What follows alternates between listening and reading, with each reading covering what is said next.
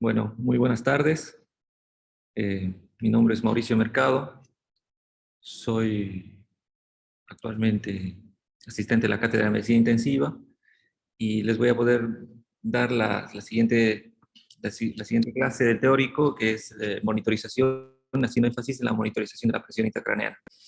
Estamos acá en el auditorio junto con el profesor Alberto Biestro eh, para poder coordinar y, bueno, seguir adelante en relación a la clase. No nos olvidemos que la lesión cerebral traumática es una de las principales causas de muerte en jóvenes y es una de las principales causas de muerte en personas en edad de vida funcional. Alrededor de 500.000 muertes que producen al año en los Estados Unidos y alrededor de 1.700.000 personas sufren un accidente de tránsito. Esto es un incidente de tránsito. Esta puede estar no siempre relacionado a un accidente o un incidente propiamente del tráfico, sino puede estar asociado a caídas, heridas, a lesiones o secuelas deportivas que hoy en día se ve cada día con mayor intensidad y mayor frecuencia. Estas pueden desencadenar lesiones primarias o secundarias y esto conlleva a mayor necesidad de atención institucional con mayor requerimiento a largo plazo de asistencia sanitaria, en especial en personas funcionales. Es importante mencionar que el monitoreo tiene sus indicaciones oficiales. Alrededor de hace aproximadamente 8 años, la Sociedad de Medicina Intensiva ha hecho unas recomendaciones considerando esta como una primordial en la monitorización de la presión intracraneana y por ende la monitorización de la presión de perfusión cerebral. Si bien tanto la injuria primaria como la injuria secundaria, mencionando que la injuria primaria, por ejemplo, los hematomas, las contusiones, la lesión difusa, puede de manera directa hacer un incremento de la presión intracraneana. La lesión o la injuria secundaria, de los diferentes procesos mediadores o proinflamatorios, también pueden agravar la injuria primaria, agravar la isquemia y por ende también incrementar la presión intracraneana.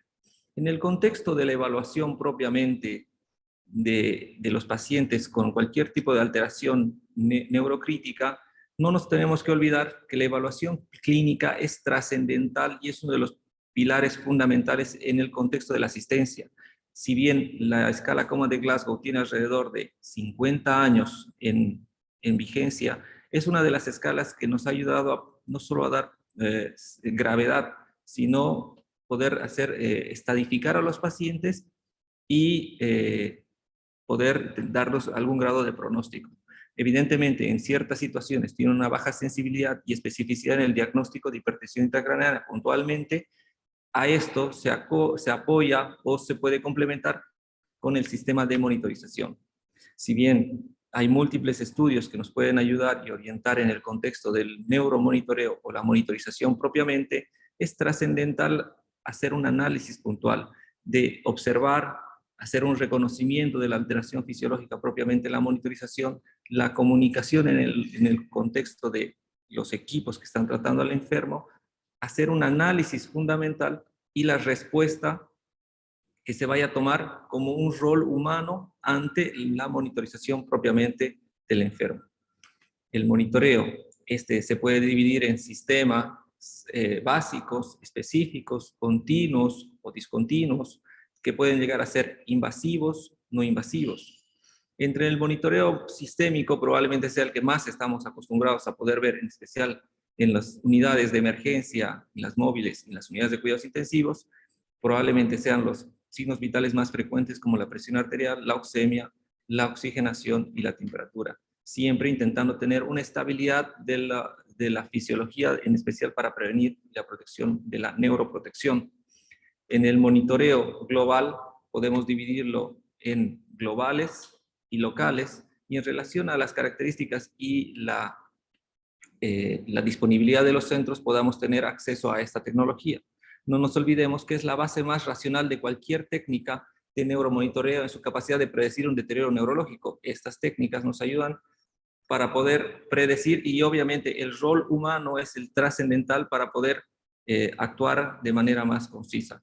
La detección temprana de eventos secundarios con el objetivo principal de la neuromonitorización en pacientes críticamente enfermos y la monitorización de la presión intracraneana pues probablemente sean uno de los más ampliamente aceptados. La presión, ¿qué información nos puede derivar la presión intracraneana? Primeramente, la presión de perfusión encefálica, la complacencia, la característica del pulso cerebral, el análisis de las ondas lentas, que es un tema de investigación, el RAP, que es un coeficiente diseñado por Sorsnica, un coeficiente para la presión intracraneana media y la amplitud media de pulso, que esto nos ayuda a poder predecir deterioro neurológico en la lesión cerebral traumática y por ende en estudios de autorregulación cerebral nos pueden ayudar a ver patrones de correlación encefálica, como ejemplo el patrón del PRX y el MX. El PRX, que es la correlación que existe entre la presión intracraneana y la presión arterial media, y el MX, que es la correlación que existe entre la velocidad de flujo sanguíneo cerebral a través del Doppler transcraneal y la presión arterial media. ¿Por qué es importante? Porque las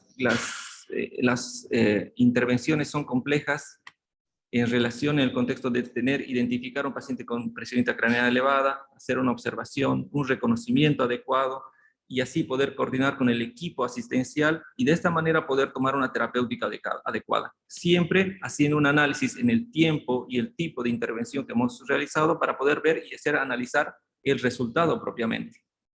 ¿Por qué? Porque en relación al resultado que nosotros estamos esperando, en relación a la intervención que hemos realizado, poder ver si vamos a escalar en la terapéutica o qué medidas más son trascendentales. Y ahí es donde entra este rol del equipo asistencial que está tanto por el personal médico, por los neurocirujanos, etc.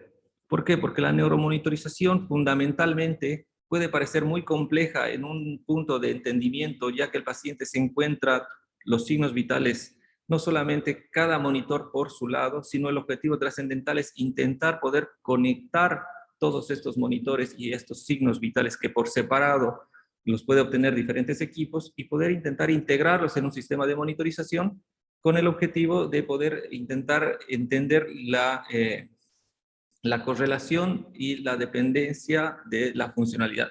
Esto puede parecer muy complejo, pero evidentemente gracias al esfuerzo del Laboratorio de Neuromonitoreo del Hospital de Clínicas, cada día se intenta poder desarrollar y poder tener una comprensión de la fisiología cerebral.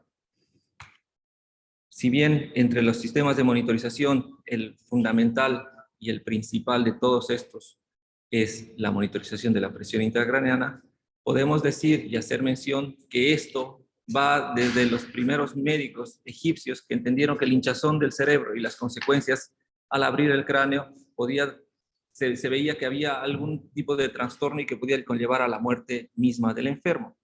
Si bien en 1981 Henry Kick publicó la medición del líquido cefalorraquídeo a través de punción lumbar, y en 1951 Guillain y Jane realizaron las primeras mediciones de la presión intracraneana.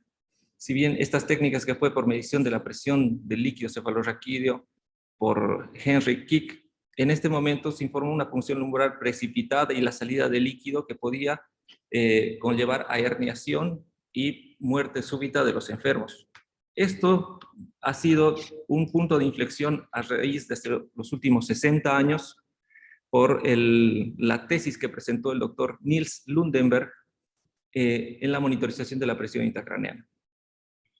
Si bien se supone que es un hito en la introducción clínica en ese entonces, desde entonces la monitorización de la presión intracraneana se ha convertido en una rutina clínica en todo el mundo, haciendo vigilancia de la enfermedad cerebral aguda y además ha descrito las ondas A, B, C de Lundenberg, que las vamos a mencionar más adelante. Además, la monitorización de la presión intracraneana se ha convertido y es denominada la piedra angular en el seguimiento y la monitorización de los pacientes neuroinjuriados.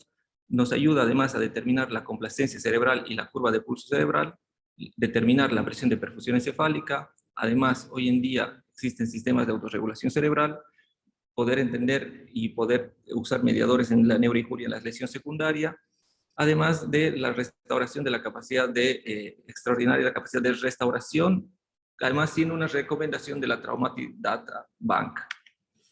El encéfalo, no nos olvidemos que pesa el 2% del peso corporal, el 15% del gasto cardíaco, representa el 20% del consumo de oxígeno y aproximadamente el 25% de la glucosa corporal. Este Corresponde el cerebro puntualmente al 80% del contenido intracraneano, el parénquima cerebral, y de este está compuesto alrededor de entre 75 y 80% de agua, el cual se reparte entre los espacios intracelulares. La sustancia blanca, sustancia gris, el espacio extracelular, y el restante 20% que se divide entre el líquido cefalorraquídeo, el componente venoso y el componente arterial.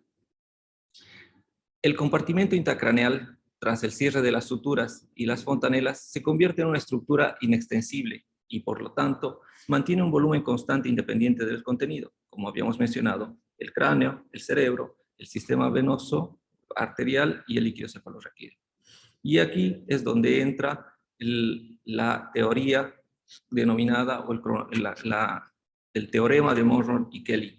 El volumen craneal está dividido en 3 compartimentos fundamentales, que es el parénquima cerebral, el líquido y el volumen sanguíneo, y en situaciones patológicas, si se produce un aumento de uno de ellos o aparece un cuarto espacio, una lesión como por ejemplo un efecto de masa, una contusión, un hematoma o un tumor, para que este llegue a un punto de desadaptación o un punto de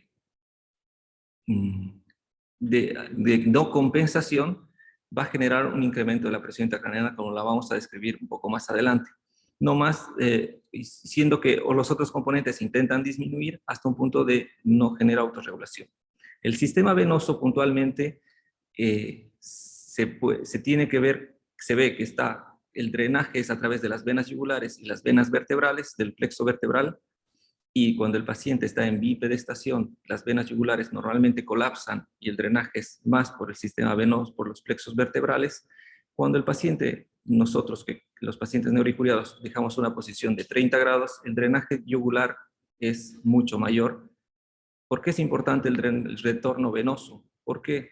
Porque el síndrome policompartimental, o sea, maniobras que incrementan la presión intratorácica o intraabdominal, tales como la tos, el llanto, incrementan la presión de las venas yugulares por diferentes compartimentos. Entre estos tenemos el compartimento abdominal, el compartimento torácico, el cervical y propiamente el cráneo.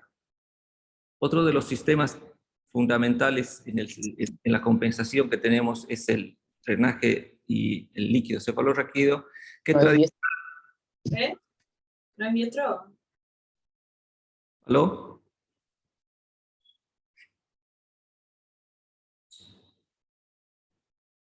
Bueno, seguimos. Que tradicionalmente se sintetizaba en los plexos coroideos con una velocidad aproximadamente de 20 mililitros hora.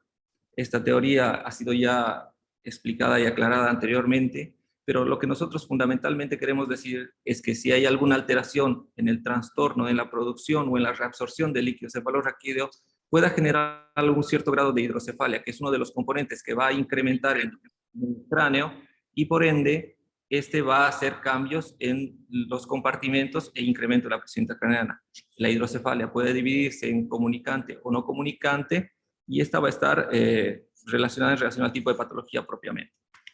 Y por último, entre los sistemas de compensación o entre los componentes intracraneanos, es el sistema arterial propiamente, que es el flujo sanguíneo cerebral que dependa propiamente de la presión de perfusión cerebral, generando una demanda metabólica y alteraciones tanto en el dióxido de carbono como en el oxígeno, se mantengan constantes en el mecanismo de autorregulación. Sin embargo, la autorregulación tiene límites por encima y por debajo, como podemos mencionar. Para tener un flujo sanguíneo constante, va a haber generar vasoconstricción o vasodilatación para que este se mantenga constante entre los valores mencionados. Así, mencionar que cambios en la presión arterial, tanto que sea para que haya descenso o incremento, pueda generar vasodilatación o vasoconstricción, y a través de los cambios del volumen sanguíneo intracraneano puedan generar un incremento o un descenso de la presión intracraneana. Si bien una vez comprendiendo de que estos son los elementos y cualquier alteración o disregulación de los mismos pueden generar un incremento de la presión intracraneana, nosotros podemos mencionar de que el fundamento es determinar el pronóstico de la evaluación de estos enfermos y mejorar el pronóstico. El estudio más grande comparado en la aplicación de la presión intracraneana versus la no la medición de la presión intracraneana, es el estudio, el BEST-TRIP. a cargo del doctor Randall Chestnut, y este estudio ha tenido muchas observaciones éticas, además del manejo empírico que puede generar subtratamiento con riesgo de hipertensión intracraneana residual o subtratamientos con riesgo de hipotensión o sobretratamiento, perdón, con riesgo de hipotensión intracraneana. La hipotensión intracraneana además puede aumentar el riesgo de sangrado en las lesiones y aumenta el riesgo de nuevas lesiones, haciendo necesario tratamientos innecesarios y probablemente no efectivos, ya que nosotros estamos haciendo un tratamiento empírico con la osmoterapia de manera arreglada. Para poder fundamentar la monitorización de la presión intracraneana, existe una fuerte evidencia de que la presión intracraneana elevada se asocia a un mal resultado, particularmente en tratamiento resistente al tratamiento, y éticamente inconcebible que se realicen estudios de historia natural de la presión intracraneana no tratada sobre el tratamiento que mejora los resultados, que eso ya está francamente demostrado. Se recomienda la monitorización de la presión intracraneana y la presión de perfusión cerebral como parte de la atención basada en protocolos en pacientes de riesgo, y los pacientes manejados inicialmente sin monitoreo cuyo examen no mejora debe someterse a nuevas imágenes con un grado de calidad de evidencia bajo. Los valores de referencia de la monitorización de la presión intracraneana, podemos decir que en los adultos está entre 5 y 10 milímetros de mercurio, y estas tienen que mantenerse alrededor o menor a 15 milímetros de mercurio. Como fundamentos diagnósticos podemos decir que es una medida directa, un parámetro predictor negativo potente. No se puede manipular en sí el valor, pero sí podemos manipular para poder tener un mejor resultado en relación a la terapéutica que vayamos a implementar. Además, nos sirve para hacer una alerta de neurodeterioro, racionalización de la terapéutica y profundización del conocimiento.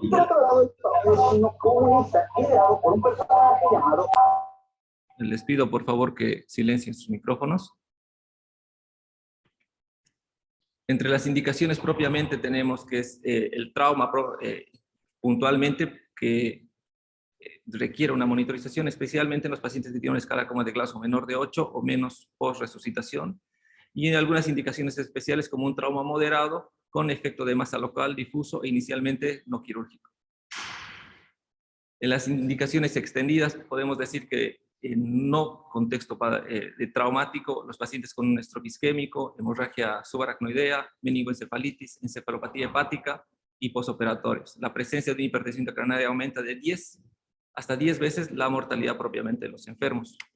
Si bien el tema del teorema de Monro y Kelly hace que los diferentes compartimentos y tengamos un incremento de un compartimento adicional que va a ser compresión de los mismos, hace de que la complacencia encefálica en un inicio pueda llegar a adaptarse hasta un punto de inflexión donde pequeños cambios de volumen van a generar grandes cambios de volumen. Esto en relación a la declaración sobre la conservación de volumen dentro del cráneo. Entonces, el volumen necesario para obtener un cambio de presión se lo conoce como complacencia cerebral, y en la primera etapa tenemos que estos pequeños cambios no van a generar grandes cambios en la presión intracraneana hasta un punto, un estadio 2, donde va a llegar a un punto de inflexión donde pequeños cambios de volumen van a generar mayores cambios de presión. Si bien en la monitorización propiamente de los enfermos, este estadio o en la curva de presión-volumen, como hemos demostrado en diferentes estadios, va a demostrar que la morfología y las características propiamente de la curva también se van a ir alterando. Como vamos a ver más adelante, la morfología se va a dividir en 3 puntas o denominadas P's, que es P1, P2, P3 puntualmente. La P1, que es conocida como la onda de percusión, se debe a un pulso arterial sobre los plexos coroideos y refleja el flujo cerebral. La P2, que es conocida como también la onda tidal, que se la denomina como, nos interpreta la complacencia cerebral. Y la P3, o una onda dicrótica, aunque la región exacta de la misma no se tiene clara todavía. Esto es importante porque latido a latido que nosotros vamos a ir viendo, se va a ir formando estas curvas de la morfología de la pulsación de la presión intracraneana, como hemos descrito con P1, P2, P3. Esta morfología puede ir cambiando en relación a las características de la complacencia y la curva de inflexión que habíamos mostrado en la primera gráfica, en la que es de presión-volumen, donde una característica o una morfología normal, podemos ver que una P1 es mucho más prominente que una P2 y que una P3, a diferencia que cuando hay un compromiso de la complacencia, puede alterarse y sí tomar más prominente P2 que P1. De una manera, podríamos decir de que la complacencia está enojada y nos estaría como que mostrando el dedo del medio, por eso se ve mucho más prominente que en relación a las primeras dos, una manera de poder acordarse de una forma más cómica. Y puede llegar a un punto tanto de la complacencia que es tan baja, donde P1, P2 incluso se puede unir, generando solamente una curva. Esta no solamente va a cambiar en su morfología de la forma de la secuencia de P1, P2, P3, sino también va a cambiar en relación a la pulsación de la respiración y la pulsación vascular propiamente, pero sin cambiar la morfología que habíamos mencionado, de P1, P2, P3 y con una baja complacencia de P1 a P2. Entonces, es importante saber de que independiente al valor de la presión intracraneana que representa, que hemos dicho que los valores normales son hasta 15 y un valor que nos tiene que llamar la atención para poder tratar, que esto se va a poder hablar en el tema de hipertensión intracraneana, que es arriba de 20, 22 milímetros de mercurio, tenemos que hacer énfasis en el análisis de la morfología de la onda de pulso, donde si nosotros vemos que tiene una P2 prominente, sabemos que este cerebro está en el estadio 2 o 3 de la curva de la presión-volumen, sabiendo que la complacencia está totalmente disminuida y nuestra intervención tiene que ser mucho más cercana y más activa. Otra manera de poder interpretar la pulsatilidad de la hipertensión intracraneana son a través de las ondas de la presión intracraneana. Las ondas de la presión intracraneana se las puede dividir en cíclicas y no cíclicas. Las cíclicas, también denominadas como las ondas A, B, C de Lundenberg, y las no cíclicas, que estas están asociadas normalmente a estímulos, hipoxia, fármacos, aspiración, tos, convulsiones, etc. Las ondas cíclicas, como hemos mencionado, que son la onda A, B y C, la onda A, denominada también ondas de plató o de meseta, indican descompensación intracraneana severa. Estas son aumentos repentinos de la presión intracraneana que pueden subir entre 50 y 100 milímetros de mercurio con un tiempo de duración entre 5 y aproximadamente 20 minutos, acompañadas de neurodeterioro. Esta se puede dividir en 4 fases puntualmente. La primera fase, que es una caída de la presión de percusión cerebral. La segunda fase, o la fase de meseta, que es por el tiempo que se va a mantener establecida este incremento de la presión intracraneana. La fase de respuesta o respuesta isquémica que menciona, y la fase 4, que es una resolución o la fase resolutiva donde retorna.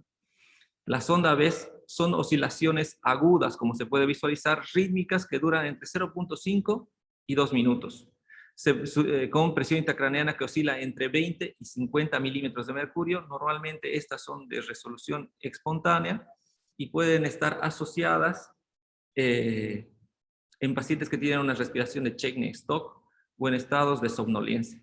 Y por último, las ondas C, que son fluctuantes que van de 4 a 8 por minuto, con una amplitud menor de la onda A y B, y que usualmente las ondas C pueden estar en la parte plató de las ondas A, que corresponden a cambios respiratorios y de la presión arterial.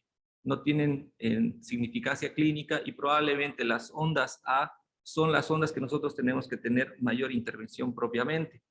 ¿Por qué? Porque en la fisiología de las ondas plató, independiente a la causa que haya desencadenado una reducción en el flujo sanguíneo y la presión arterial, puede disminuir la perfusión del tejido cerebral, generando vasodilatación. Esta vasodilatación va a haber un incremento del volumen sanguíneo intracraneano y del compartimento venoso, hace un incremento de la presión intracraneana, y esto hace que entre en un círculo vicioso, en un vórtex, donde podría generar sostenerse en el tiempo y más de 15 minutos, que ya se ha demostrado que puede producir pueden producir lesión cerebral establecida. Otro tema a poder estudiar también de las características de las ondas son las ondas lentas. La verdad, las ondas lentas, después de lo que he terminado de leer la literatura, algunos textos que he encontrado de Sorsnica y Lemaire, que el profesor me ha facilitado, son más complejas de lo que parecen, ¿no? Y bueno, puntualmente estos tipos de ondas lentas son aquellas que están primero tomadas en señal en megahertz. Y no nos olvidemos que un hertz son 1000 megahertz, y un ciclo por minuto que equivale a 16.6 megahertz. Entonces, existen tres tipos de ondas: las ondas 1B o IB, las ondas B y las ondas V. Estas ondas se las van a poder diferenciar y clasificar en relación a los megahertz que van a tener las señales propiamente, que las 1B o IB son menos de 8 MHz, las B de 8 a 50 MHz y las V de 50 a 200 MHz. Y estas están influenciadas por herramientas matemáticas para comparar dos ondas lentas o más señales. Lo que hacemos, o parte de lo que se hace en la monitorización de la autorregulación cerebral por un tiempo determinado, y las dos principales influencias son la aparición de dos ondas: del hecho vascular, de la distensibilidad cerebral y la aplicación de la técnica que estamos usando, en este caso la presión intracraneana y una monitorización de la presión arterial invasiva. Las ondas B y las 1B y B son sinónimos de inestabilidad vasomotora, y su aplicación es actualmente en la investigación, porque una utilidad clínica puntual en el contexto de estas ondas, o por lo menos lo que he podido revisar, no hay en este momento, a diferencia de las ondas Plateau de Lundenberg, que ya está establecido de que son agravantes de injuria encefálica. Posteriormente, cuando terminemos, me gustaría yo hacerle esa pregunta, profesor, para que... Sí, bueno. Dos cosas quería agregar, no sé si me oyen. En realidad, el Lemaire, que es el que habla, las ondas de Lambda son ondas lentas. Lo que hizo Lemaire es clasificar las ondas de Lambda, A, B y C, de acuerdo a los hertz. O sea, cuando él dice onda B, es la B de Lambda. Sí. Entonces pone las ultra, que superan, y las infra. Las A son las infra y las ultra son las... Entonces las de menos megahertz son las equivalentes a las A. A las A. Bien. Porque ahí fíjese que son frecuencias que es las que estoy mostrando. Sí. Es decir, lo que buscó Lemaire es crear un espectro. En vez de dividirla en las tres tipos, de un espectro que va de 50 a 200 MHz a 8. Entonces, cuando usted hace un registro, como hacemos con el Contine, cambia que esa onda que estoy viendo lenta, ¿en dónde está? ¿Entiende? Entonces, cuando la onda es más lenta, se aparece tiempos más prolongados, son más peligrosas que las ondas más rápidas. Me parecen muchas en tiempo corto. La onda C y la onda A. ¿Entiendes? O sea, no son dos tipos distintos, es una nueva clasificación de las ondas de la... Y dos cosas más importantes que quiero decir. La onda lenta se corre con las ondas de pulso. ¿Entienden eso? Que la gente se marea después. Las ondas de pulso... Esas son las ondas C. No. La onda de pulso. Sí. La onda que va ritmada con el latido cardíaco. Si yo tengo un registro lento, usted ve que el corazón casi está siempre en el mismo lugar. Pero ese latido reescribe una onda. Es una onda sobre otra. Sí, es esta parte, profesor. Que lo va a decir ahora. Que independiente, claro, eso es lo que dijimos, que en relación a independiente a la morfología propiamente de las ondas P1, P2, en relación a la pulsación cerebral o vascular, tiene una oscilación independiente. ¿No? Que va... Eso es por lo respiratorio. Sí. Pero ese pulso cerebral que escribe Sí. latido a latido, cuando describe una onda A, hace ¿entiendes? Entonces, yo no noté eso en las primeras clases, que la gente se confundía. Cuando nosotros ponemos un monitor de PIC en un monitor, y lo leemos en el monitor, estamos viendo no las ondas. Las ondas no las vemos, porque la tenemos que ponerlo mucho más lento al registro. Por eso se llaman ondas lentas. Lo que vemos es el pulso. ¿Entiendes? Nosotros sospechamos que está viendo una onda lenta cuando vemos que una presión está en un punto, de pronto aumenta bruscamente, de pronto baja, hace como un ciclo, lo que decía Mauricio. Y lo otro importante, en las ondas lentas, no en la onda de pulso, es que si bien son riesgosas, se genera, significa que tiene buena autorregulación. No sé si eso lo va a decir más adelante. Eso era lo último que iba a decir. Y eso habla de que pacientes. Por eso, cuando la PIC aumenta, la respuesta habitual del médico es actuar. Hay que ver, excepto que el aumento sea muy importante, que se pince mucho la presión de perfusión, ¿me entiendes? Esperar, porque a veces pasa que esperando esos 5 o 10 minutos, baja solo. Entonces, si usted ve eso varias veces, aunque usted no lo esté registrando, dice, está haciendo ondas lentas. ¿Entiendes? Ahora, la fisiopatología de las ondas lentas, que es el otro tema, sacando las ondas A, las ondas B, las ondas C, parece que el aparato circulatorio del encéfalo normalmente tiene vasomoción. Y nosotros no nos enteramos. ¿Por qué? Porque la compliance de la vez es el movimiento no nos damos cuenta. ¿Entiendes lo que es la vasomoción? Se contrae el sistema. Entonces, vasomoción. Cuando la compliance es baja, esa vasomoción empieza a ser identificada. ¿Se entiende eso? ¿Entiendes? Pero eso se ve en las ondas lentas. Eso se ve la explicación de por qué hay ondas lentas espontáneas, no inducidas por nada. ¿Entiendes? La vasomoción. Bueno, y bueno, eso era lo último que tiene que tener inestabilidad vasomotora, pero con autorregulación cerebral preservada, que es una etapa de investigación para poder tener una mejor idea de la interpretación propiamente de estas ondas.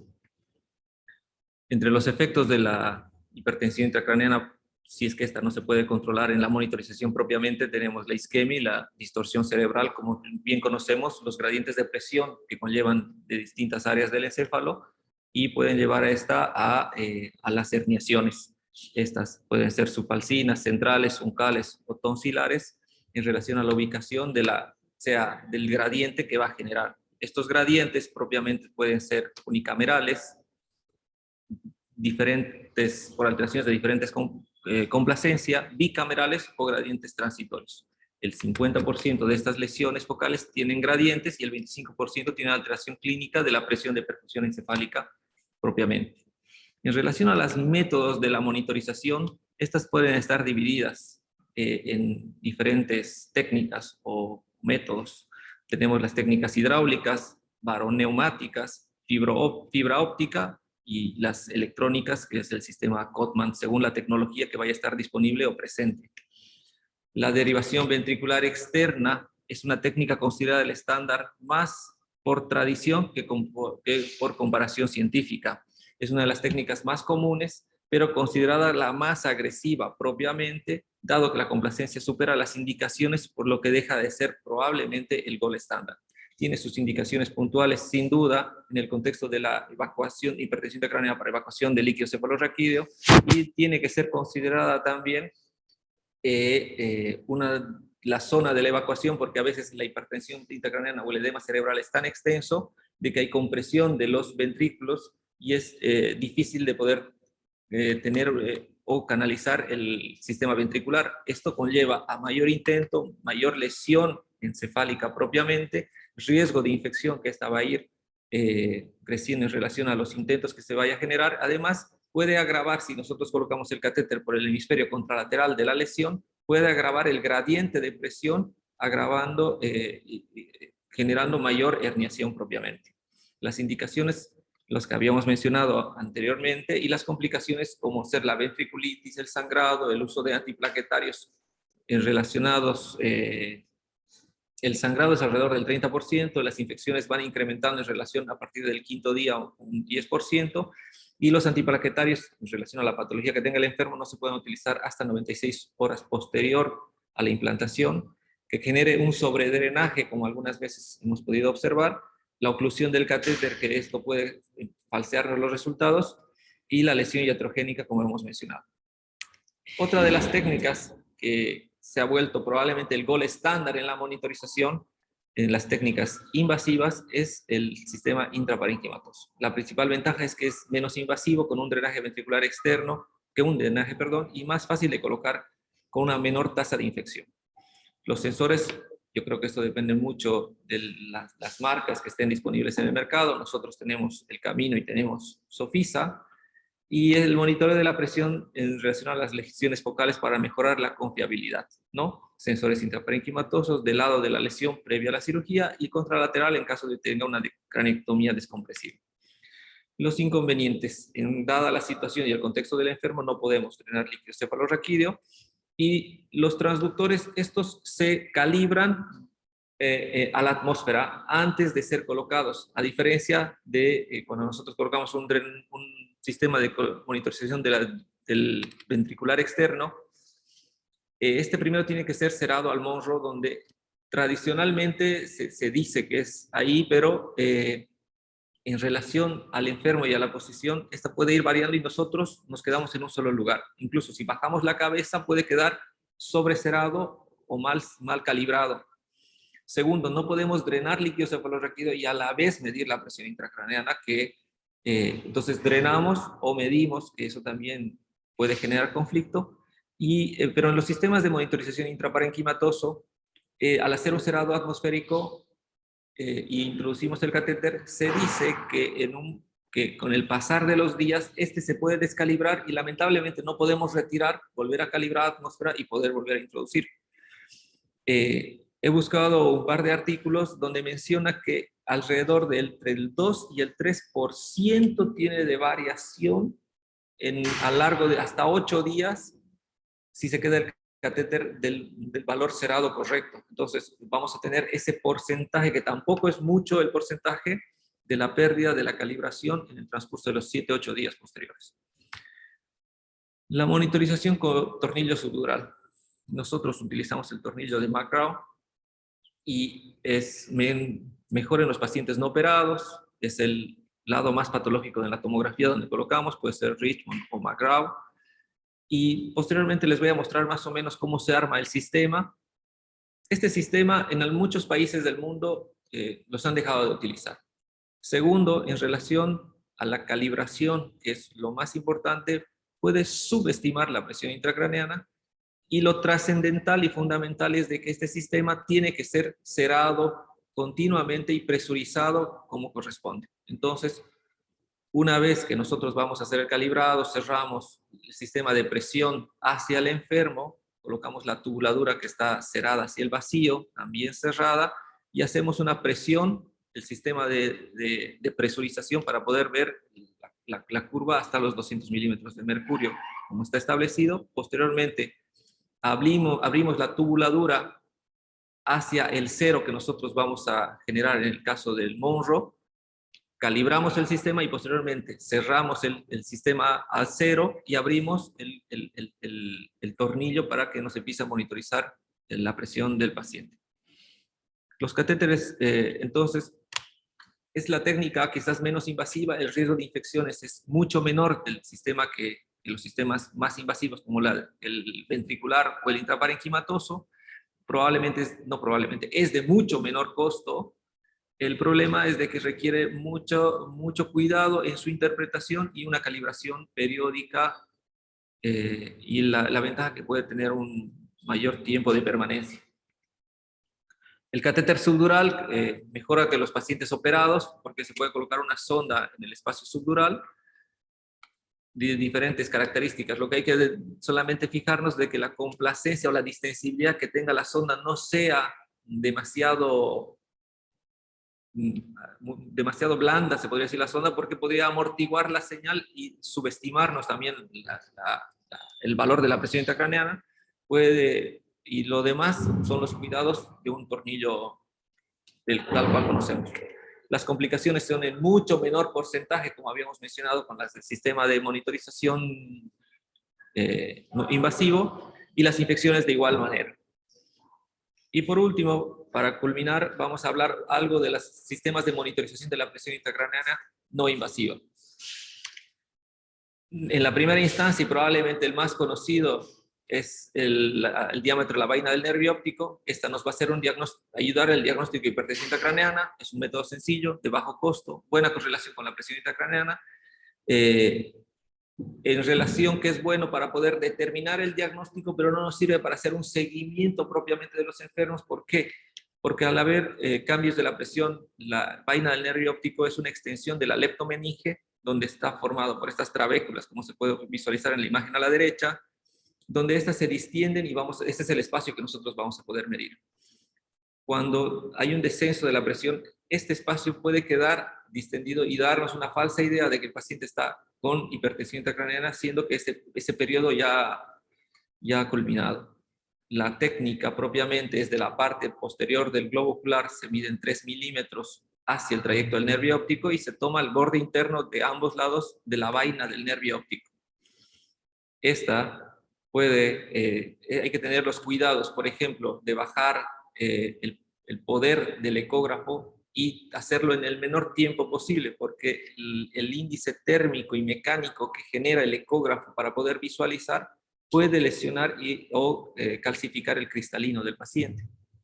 Sin contar de que podemos encontrar otro tipo de lesiones del globo ocular propiamente y nosotros estemos generando más daño. Y observar que intentar ver que rectificar en la parte posterior, desplazando la imagen del cristalino, poder visualizar el trayecto de la vaina del nervio óptico. Múltiples estudios a la cabecera del paciente han podido determinar cuál es el valor para poder decir este paciente está haciendo hipertensión intracraneana, este paciente no, y alrededor de hace más de 15 años se ha visto entre que 5,5 milímetros era el valor. Hay un estudio de Uruguay que dice que 5,7 milímetros el grosor de la vaina del nervio óptico para inferir que el paciente está cursando con hipertensión intracraneana. Y les muestro esta tabla que alguna vez se presentó para ver una correlación del grosor de la vaina del nervio óptico en la presión intracraneana, donde para poder más o menos inferir el grosor de la vaina del nervio óptico a través de esta fórmula y más o menos nosotros poder inferir cuánto correspondería la presión intracraneana. Para que sea más fácil poder entender, creo que esta es una imagen clásica y ya muy conocida, donde tener un valor entre 5 y 5,8, 5,9 nos tiene que tener alertas. Menores de 5 descartamos esta situación, y mayor de 6 milímetros nos tiene que hacer parar las orejas y buscar otra técnica alternativa de medición no invasiva, o en el contexto del enfermo pasar a una medición invasiva. El Doppler transcraneano probablemente sea la otra técnica muy utilizada en nuestro medio.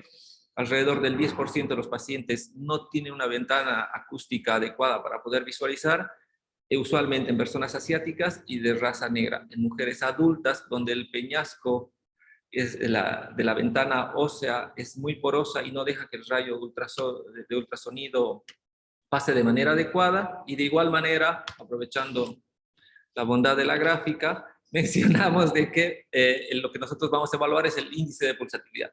Si el índice de pulsatividad se encuentra entre 1 y 1.2, estar alertas. Más de 1.2 es patológico y menor de 1 probablemente nosotros podamos estar mucho más tranquilos. Otra de las técnicas de la monitorización es la monitorización venosa cerebral. Estas imágenes son de un estudio que se ha podido realizar acá en el Hospital de Clínicas, integrando la velocidad venosa cerebral al multimonitoreo. Esta es la primera monitorización integrada en Uruguay que se realizó y probablemente en Latinoamérica, y el cálculo fue de la monitorización de la presión intracraneana no invasiva a través de la velocidad venosa cerebral de la vena de Rosenthal. Y si pueden ver, aquí hay una relación lineal con una diferencia de 1 milímetro de mercurio entre la monitorización continua venosa cerebral y la presión intracraneana invasiva. El problema es que técnicamente es muy difícil poder monitorizar las venas cerebrales y peor de manera continua. Por eso probablemente esta es una técnica más todavía de aprendizaje y de desarrollo que más de utilidad del día a día. Y por último, mencionar de que el año 2019 ha salido un sistema de monitorización no invasivo a través de este doctor que es Mascareñas, denominado el Brain for Care. Para esto ha sido inspirado en colegas ingenieros del sistema de monitorización, donde ellos hacen análisis de los pilares de la construcción. Y él le entra la duda que este doctor, primero él tenía diagnosticado de hidrocefalia, y él quería ver una forma que no sea invasiva de monitorizar la presión intracraneana. Entonces, a través de esta monitorización de las vigas de construcción, para ver la densidad y las vibraciones, lo que hacen ellos es que agarran un cráneo, le colocan un globo y superan la presión a más de 100 milímetros de mercurio. Entonces, esto ha demostrado que la inexistencia de histéresis ósea, un aspecto reológico fundamental que permite la validez cuantitativa del método, ha hecho de que esta vibración y esta separación o cambio de la forma del cráneo por la vibración o la compresión que genera, pueda de manera no invasiva poder monitorizarse. Esto ha hecho de que se pueda hacer una monitorización continua de la presión intracraneana. Y segundo, pone en cuestionamiento el análisis, el teorema de Monro-Kelly, porque en teoría Monro-Kelly dice de que es un compartimento inextensible. Obviamente que esto nos ayuda a que la histéresis cerebral sea más beneficiosa. Para finalizar, les pongo un cuadro comparativo entre los sistemas de monitorización de la presión intracraneana, entre invasivos y no invasivos, en relación a su disponibilidad, los costos, los riesgos de infección y los que son mayormente operadores dependientes, y en relación al costo propiamente, porque puede ser que que requiera un operador entrenado, pero de costo bajo, como es en el caso del Doppler transcraneal. Para concluir, podemos decir que la monitorización de la PIC y la presión de percusión cerebral siguen siendo la piedra angular en la monitorización y en el seguimiento de los pacientes neurocríticos. Existe evidencia clínica que demuestra que la llamada monitorización multimodal del cerebro podría ayudar a optimizar la funcionalidad cerebral y el suministro de oxígeno, y estrategias de tratamiento y diseño de ensayos futuros deben alejarse del umbral de tratamiento de talla al paciente, lo que se intenta hacer en muchas situaciones de nuestros enfermos. Y por último, utilizar gran cantidad de variables fisiológicas en movimiento en montajes centralizados y en tiempo real a fin de crear una interfase de información. Nos ayudan a que la monitorización sea, no importa qué tipo de sistema de monitorización utilices, sino cómo tú lo interpretas y cómo tú vayas a actuar en relación a los hallazgos que te van a poder entregar los valores de la monitorización. Bueno, eso es, muchas gracias. No sé si alguien tiene alguna pregunta. Profesor, si usted quiere hacer un comentario. Sí. ¿Alguien tiene alguna pregunta, alguna duda?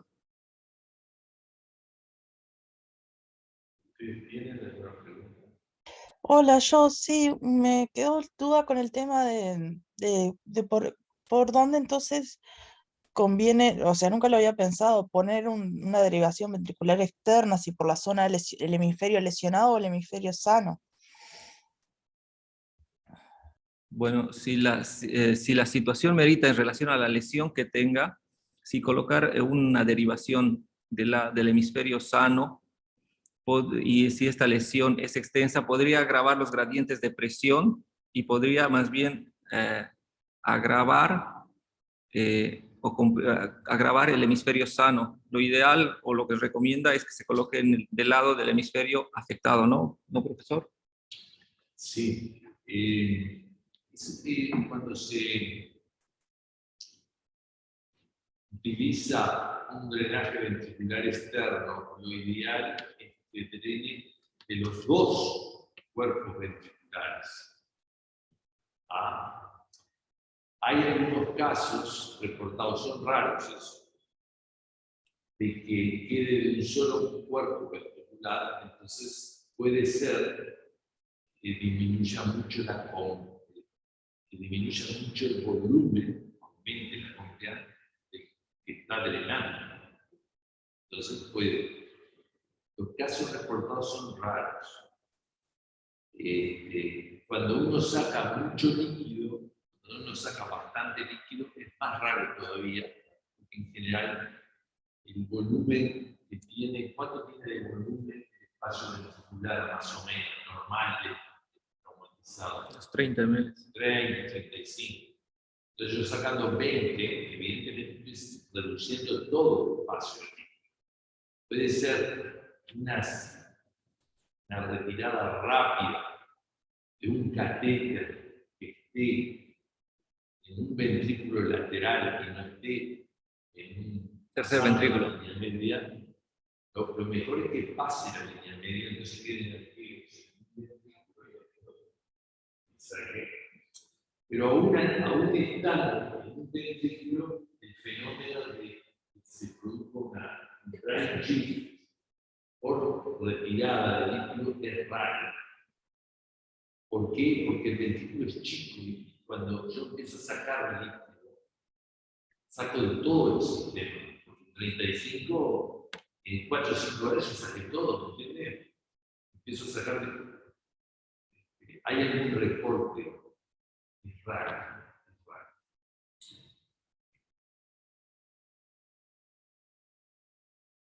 ¿Entendieron todo? Sí. Porque Acá hay otra pregunta. Habló todo algo, pero muy rápido. Sí. Eso que un poco la voy a decir, que se puede presentar las otras partes que están por ser todos movimientos. Sí. Fíjense que las ondas lentas. Esas son las ondas de Lundberg, las cíclicas, las no cíclicas. Sí, las no cíclicas. Pero la fisiopatología más o menos está enrabado en esto. Las ondas se producen o se ven de la confianza es baja. Eso es lo primero. Pero al mismo tiempo la autorregulación es buena. Entonces, cuando yo, por ejemplo, le doy un bolo, ustedes saben que la conductorina, ahora se usa muy poco, pero el bolo de conductorina da hipotensión. Casi todas las cosas en bolo dan hipotensión. Y esa hipotensión dispara una onda lenta. ¿Por qué? No lo pienses por ese lado porque ahí se pierde. Pienses, a ver. Se produce una vasodilatación, esa vasodilatación aumenta la presión intracraneal. ¿Por qué aumenta? Por aumento completo del vaso. Porque hay disminución de la situación, ¿entiende? La hipotensión dispara la onda, ¿entiende? Pero también puede aparecer un aumento de onda espontánea, cíclica, como dice, porque el enfermo tiene vasomoción, o sea, hay autorregulación, pero a su vez la vasomoción sigue un ciclo de ondas lentas en un cerebro con muy baja potencia. ¿Entiendes? Entonces, una de las formas de controlar las ondas lentas, que sean usando la clasificación de Lennart, la veo mucho más científica en el sentido de que usa toda la escala de frecuencias. ¿Entiendes? Pero todas tienen el mismo mecanismo. Unas son muy rápidas y otras son más lentas. ¿Entiendes? Es ¿cómo puedo yo controlar ese fenómeno? continuamente me está dando la. Nunca lo piensen por la competencia. Si lo piensan por la competencia, piensen por la autoformación. Si continuamente las ondas A, B, C son de dilatación, la A es mucha dilatación, y así es muy. ¿Cómo lo controlaríamos?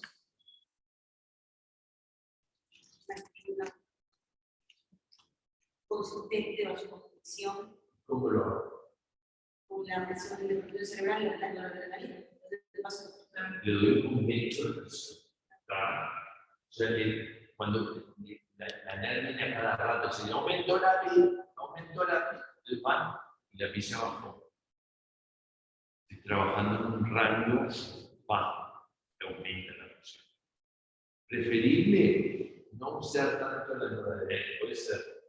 Nosotros somos muy mano abierta. Y ahora se sabe que la nora entonces salta también por el igual no sirve, pero podría dar, por ejemplo, una hemorragia sonorial ser perjudicial. Aunque ese efecto en las dosis que nosotros usamos, que son bajas, decimos dosis para mantener perfusión, no influye. Pero cuando hacemos dosis muy altas, cuando el tipo se pone séptico ahí, o sea, el estímulo hipertensivo es el que controla la segunda lenta. Si le viene una opción, ¿no? ¿Entienden? Usted, una persona que tiene ondas lentas, usted por un lado se pone negativo, positivo. Eso pasa. Nosotros por el continente podemos perfectamente ver las imágenes. Cuando un enfermo tiene puesto el codominio, pero también y observan ese fenómeno, pueden agarrar y bajar la frecuencia de lectura, o sea, que vaya más lento, y la piel se empieza a ver lentamente. ¿Entiendes? O sea que eso es muy importante, porque el concepto es ese, que un efecto negativo es positivo. Otra forma de controlarlas es no con la autorregulación, sino buscando la vasoconstricción, que es lo más que utilizamos para vasoconstricción en CO2. Y otra, Temperatura. La temperatura. La temperatura podría ser más compleja la acción, Presión, pero temperatura. usamos endometacina. Endometacina durante muchos años se tomó aire, no debe ser usado porque da vasoconstricción cerebral. Yo un día le di un familiar diciendo que antes de endometacina, años después me di cuenta de lo que le había provocado. Bueno, no sé si. ¿Alguien tiene otra pregunta o alguna duda? Estefanía parece que tiene, ¿no? No, es lo que está en la.